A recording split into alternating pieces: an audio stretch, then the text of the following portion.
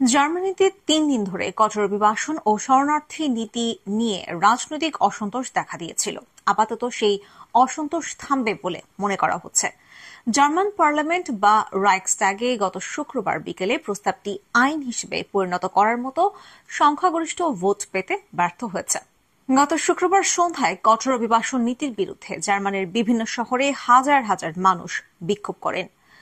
শনিবার আবারও বিভিন্ন শহরে বিক্ষোভের আয়োজন করা হয়েছিল। গত ২৯ জানুয়ারি জার্মান পার্লামেন্টে অভিবাসন ও শরণার্থী নীতি বিরোধী পরিকল্পনার প্রস্তাবটি করেছিল দেশটির অন্যতম বড় দল ক্রিশ্চিয়ান ডেমোক্রেটিক ইউনিয়ন সিডিইউ। এই প্রস্তাব সংসদে পাশ করতে সহায়তা করেছে জার্মানির কট্টর রক্ষণশীল অভিবাসী বিরোধী দল অল্টারনেটিভ ফর ডয়েচল্যান্ড এএফডি। দলটি ইতিমধ্যে দেশটিতে নব্য নাৎসি এবং কট্টর অভিবাসী বিরোধী দল হিসেবে পরিচিত। এই প্রস্তাবের মূলে রয়েছেন সিডিইউর সভাপতি ফ্রিডরিশ মের্জ। ৩ সপ্তাহ ধরে জার্মানিতে ২১তম নির্বাচন।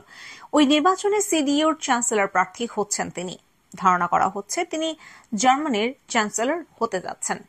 গত শুক্রবার বিকেলে জার্মান পার্লামেন্টে কঠোর অভিবাসন ও শরণার্থী নীতি নিয়ে বেশ কয়েক ঘণ্টা ধরে আবেগঘন বিতর্ক হয়।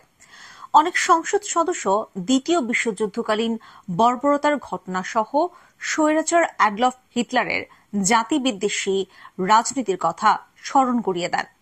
অনেক সংসদ সদস্য বিতর্ক করতে গিয়ে জার্মানির আসন্ন সাধারণ নির্বাচনের আগে অভিবাসী বিদ্বেষী রাজনীতিকে সস্তা জনপ্রিয়তা পাওয়ার অভিলাষ হিসেবে বর্ণনা করেন। এই বিতর্কের পর ভোটাভুটিতে কঠোর অভিবাসন নীতি বিষয়ক প্রস্তাবটি সংখ্যাগরিষ্ঠ ভোট পেতে ব্যর্থ হয়।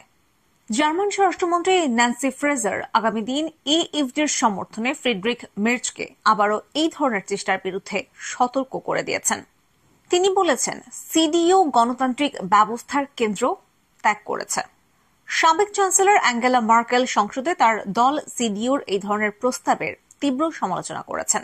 তিনি এএফডির মতো দলটির কাছ থেকে সহায়তা নিয়ে এই ধরনের প্রস্তাব পাশের জন্য দলটির বর্তমান নেতা ফ্রিডরিখ মের্জের কঠোর সমালোচনা করেছেন। তবে ফ্রিডরিখ মের্জ সংসদে পরাজিত হলেও আগামী দিনে এই প্রস্তাব সংসদে অনুমোদনের চেষ্টা করবেন বলে জানিয়েছেন। এদিকে ক্যাম্পেইন নামের একটি সংগঠন জার্মানির রাজনীতিতে রক্ষণশীলদের প্রভাবের বিরুদ্ধে আগামী রোববার থেকে ব্র্যান্ডেনবার্গ গেটে আবারও বিক্ষোভের ডাক দিয়েছে।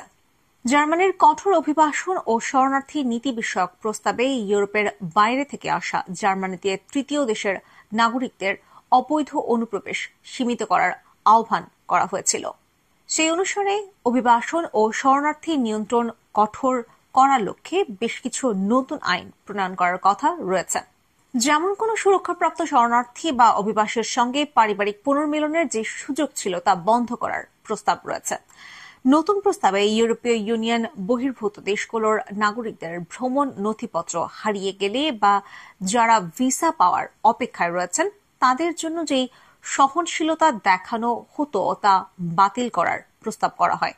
জার্মানির সীমান্তগুলোয় ব্যাপক নিয়ন্ত্রণের কথাও প্রস্তাবে উল্লেখ করা হয়।